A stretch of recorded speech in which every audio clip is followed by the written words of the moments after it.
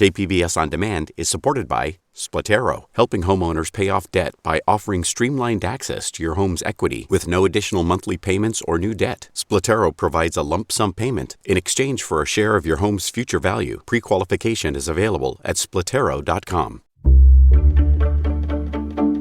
Good morning, I'm Annika Colbert. It's Thursday, January 28th. San Diego police agencies still need to release more use of force records. We'll have that story next, but first, let's do the headlines. 2 weeks ago, there were more than 1,700 hospitalizations for COVID-19 in San Diego and a record of 438 ICU patients. Both of those numbers and case rates in San Diego have been steadily declining since then. Positive tests were above 13%, but in the past 2 weeks, officials recorded an average of 9% of tests being positive. This comes as Blue Shield of California has been tapped to run the state's vaccine delivery system. The County Board of Supervisors voted unanimously on Wednesday to approve a climate change proposal that will move the county towards zero carbon emissions by 2035. Supervisors Tara Lawson-Remer and Nora Vargas authored the proposal, known as the Regional Sustainability Plan. The plan makes San Diego County the largest county in the U.S. to commit to zero emissions by 2035. A storm system pounded parts of Northern California and Nevada this week. There were power outages, toppled trees, mudslides south of the Bay Area, and mud flows in areas scarred by wildfires. The damage on Wednesday was fueled by a potent atmospheric river system, and that storm system is expected to hit Southern California today. From KPBS, you're listening to San Diego News Now. Stay with me for more of the local news you need. KPBS On Demand is supported by UC San Diego's Art Power, presenting cellist Joshua Roman, performing from his album Immunity, alongside music by J.S. Bach and more. Sunday, June 22nd at UC San Diego's Epstein Family Amphitheater. Reserve your tickets at artpower.ucsd.edu.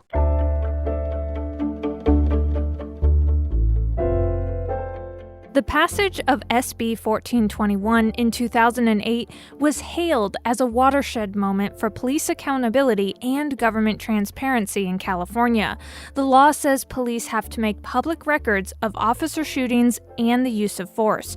But 3 years later, KPBS investigative reporter Claire Tregeser says San Diego police agencies are still holding on to hundreds of records that should be released under the law. The 2016 Holiday Bowl did not end well for Jason Walker. During the game, he got into a shoving match with a man sitting behind him. Things got even worse when the police showed up. I was backing up, I was like, that guy grabbed me, like, looking at the guy, I was like, that guy grabbed me, and then putting my hands up in the air, and then they shot me with a taser. And a woman yelled, "You don't need to taser him," as I was shot. I remember that. But then, they just threw some handcuffs on me and trotted me out of the stadium. Walker spent thousands on a lawyer to get charges of battery on a police officer dismissed. He then sued the city and agreed to a $1,000 settlement. But 4 years later, he still can't get the police internal affairs investigation records related to his case. California law states that when an officer is dishonest or uses excessive force, you can, get these personnel records pursuant to SB 1421. So I've been trying to get these personnel records. He may be waiting a long time. The law, known as Senate Bill 1421, is meant to shine a light on internal police investigations of officer shootings and use of force. But 3 years after it was passed, the records are still slow in coming. The San Diego Police Department has only released about a third of the required records. The Sheriff's Department, half. SB 1421 said to the agency, you must respond. But what does that mean? A timely response? What does that mean? Obviously, some agencies decided that a timely response is a year or 2 years later. State Senator Nancy Skinner wrote the law and is now proposing new legislation, SB 16, that aims to fix this records delay problem. So what we've done in SB 16 is given a time certain you must respond by X date, or the requester can take you to court and basically, get penalties. After 75 days, agencies would begin being fined $1,000 a day for every day records are not released. Skinner expects it to pass this year. Officials with the San Diego Police Department and the San Diego County Sheriff's Department say they're releasing the records as fast as they can. They declined interviews with KPBS, but sent statements saying the process is very time-consuming and involves thousands of pages plus hours of video and audio. Captain Jeff Jordan with the San Diego Police Department wrote, quote, "As SDPD works back in time, many of the files are not in a digital format and are recorded on technologies no longer in use, such as VCR tapes. This makes producing records much harder and more time-consuming." A statement by the San Diego County Sheriff's Department spokesman also said the process is too time-consuming. The purpose of public agencies is to serve the public. Matthew Hallgren, a First Amendment attorney at Shepard Mullen, says these arguments miss the point of SB 1421. Instead of viewing this as some special requirement that has been imposed on them, if they view it as just part of their mission and something that they need to devote their resources to, just like they would any other program, then maybe that will help them prioritize this in the way that it should be. Hallgren represented KPBS and other media outlets when police unions unsuccessfully tried to block release of SB 1421 records. As part of the settlement agreement, San Diego Police agreed to turn over all its records, video and audio, by this June. Will they make the deadline? Jordan would say only the department, quote, believes it will be in substantial compliance of the settlement terms. Meanwhile, the Sheriff's Department doesn't have the same hard deadline, but Hallgren says time is up. Under the California Public Records Act, records must be released at the very latest within 24 days. The media and other requesters of public records are not unreasonable. And so if an agency needs a little bit more time, that's usually fine. But it's been more than 2 years now. And so and 2 years is a lot more than 24 days. So really, they should be wrapping this process up. That reporting from KPBS investigative reporter Claire Tregeser. To explore the database of police internal records, go to kpbs.org/force. Public officials are using inconsistent tracking methods for inmates who have died from COVID-19, according to Inewsource reporter Mary Plummer, and the issues have led to some deaths going uncounted. We found mistakes and delays in Southern California and at the state level. Among the problems, 3 prison inmates who died from COVID-19 in San Diego County appear uncounted locally, and the first known San Diego County jail death has yet to be acknowledged by the Sheriff's Department or reported to the state oversight board that tracks deaths from the virus. UC Irvine professor Brian Sykes studies inmate mortality rates. He says when incarceration facilities undercount deaths during the pandemic, it creates safety problems. You're placing other people who are in custody at greater risk of contracting the disease through an inadequacy of policy and intervention. Inewsource also found counties do not use consistent methods to count inmates who die, which complicates disease management. For KPBS, I'm Inewsource investigative reporter Mary Plummer. Inewsource reporter Sofia Mejias Pasco co-reported this story. Inewsource is an independently funded nonprofit partner of KPBS. A newly released report from the California State Auditor says the State Employment Development Department is to blame for its huge backlog of unemployment claims. Cap Radio's Mike Haggerty reports. The audit says the EDD has been aware of critical issues, including an inefficient claim filing process, lack of readily available qualified staff, and poor call center management for nearly 10 years.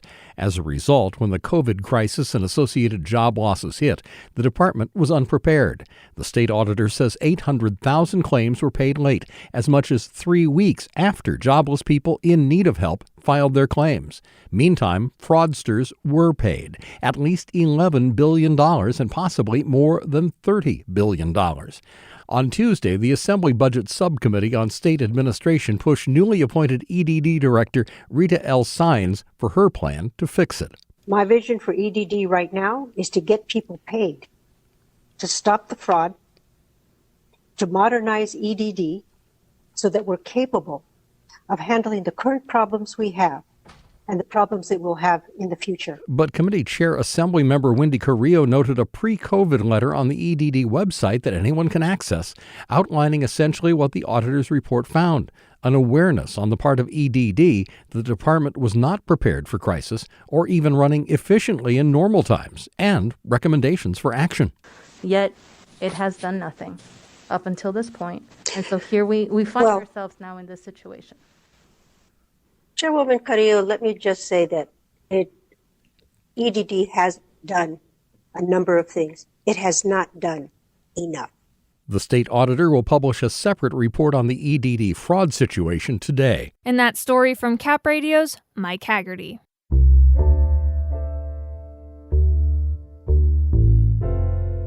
Congressman Darrell Issa toured an alternate care site for COVID-19 patients at Palomar Medical Center Escondido on Wednesday. KPBS North County reporter Jacob Ayer has more. Congressman Darrell Issa took a tour at Palomar Medical Center Escondido Wednesday morning to see what an overflow room for incoming patients would look like at the facility. Issa says the county, state, and federal government have yet to cover the $3.5 million of expenses for new facilities and staff at the Escondido Hospital. Hospitals have to have the confidence that when they do something when asked, that they won't be doing it to the detriment of their own financial ability to pay other bills and treat their other patients. The 10th floor of the building is currently stationed with 101 hospital beds and is being used to care for 18 patients with COVID-19. It is the only alternate care site located in San Diego County. And that was KPBS North County reporter Jacob Ayer. UC San Diego had a surge of COVID-19 cases among students returning from their winter break, but the number of new cases has now dropped dramatically in recent weeks.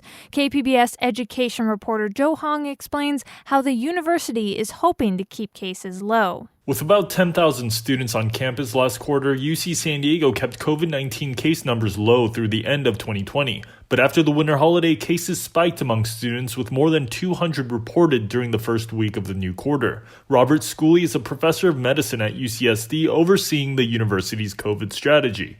Well, we anticipated this would happen when people go home and mix with multiple generations and see their high school friends and socialize. This virus takes advantage of that. But in less than 2 weeks, numbers have plummeted back down to single digits thanks to the testing and quarantine program the university had in place since last year. Schooley said unless there's a significant delay in vaccinations, he expects the university to be close to fully reopened in the fall. And that was KPBS education reporter Joe Hong. Coming up, Governor Newsom spent a lot of his career trying to modernize the state government. But how successful has he been? As part of a series reviewing Governor Newsom's midterm record, we'll have that story next, just after the break.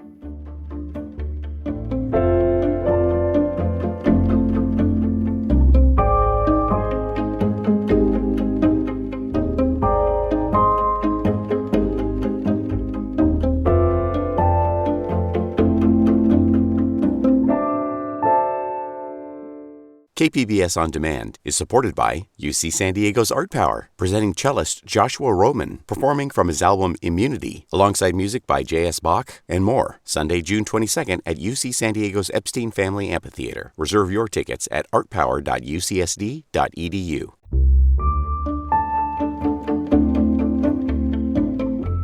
California Governor Gavin Newsom has spent much of his political career advocating for tech innovation in government, but Newsom has had mixed success modernizing state bureaucracy in the last 2 years. Cap Radio's Scott Rod reports.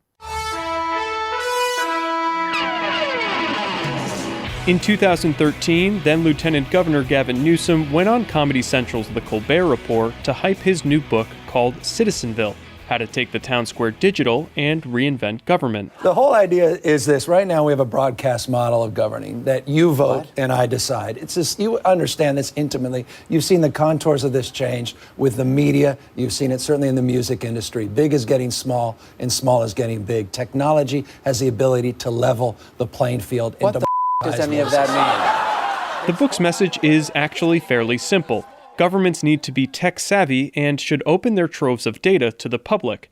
In turn, people will become more engaged in the civic process. But modernizing state government, that's been a challenge for Newsom in the last 2 years. Here he is a few weeks ago unveiling his latest budget proposal. And I wrote a book about being on the leading and cutting edge of 1976 in terms of our IT. And trust me, that's been made abundantly clear to not just me, to all of you in this last year. So I'm starting to log on to the unemployment website right now. Mary Montgomery works at a sushi restaurant in Sacramento that has opened and closed throughout the pandemic. Like millions of Californians, she applied for unemployment insurance to help make ends meet. Then the state inexplicably froze her benefits. It says that I have over $5,000 that I should be able to use, but there's no way for me to use that money. The Employment Development Department's dusty old computer system has been blamed for its high-profile failures in recent months. There's an ongoing backlog of about 1 million claims, and there's rampant fraud that could total more than $30 billion. Newsom appointed a strike team that recommended a complete IT overhaul. How to do that is still unclear. So for now, the existing system limps along.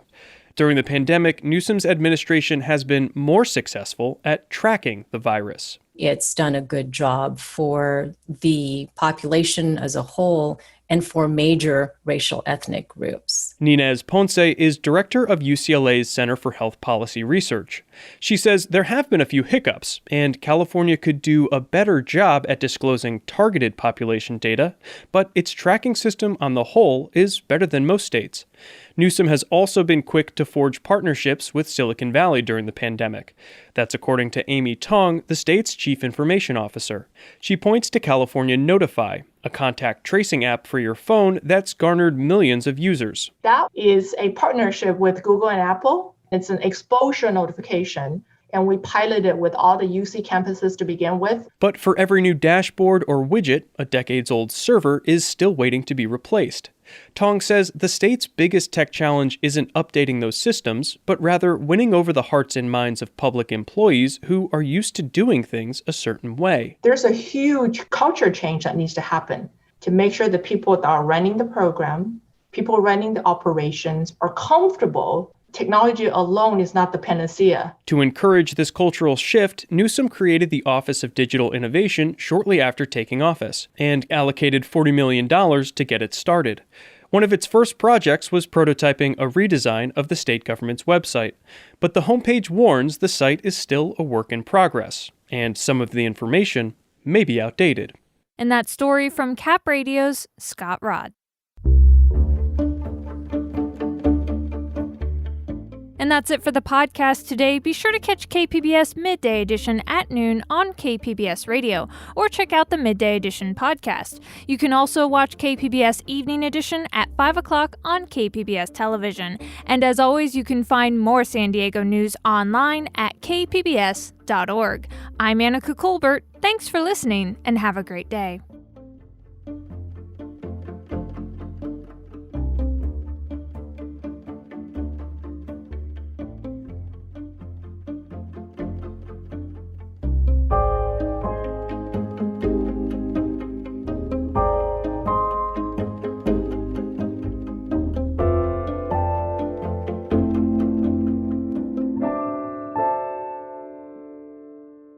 KPBS On Demand is supported by Paint Care, offering households and businesses in California more than 800 leftover paint drop-off sites for recycling. Quantities of 100 plus gallons of paint may qualify for a large volume pickup. Learn more at paintcare.org.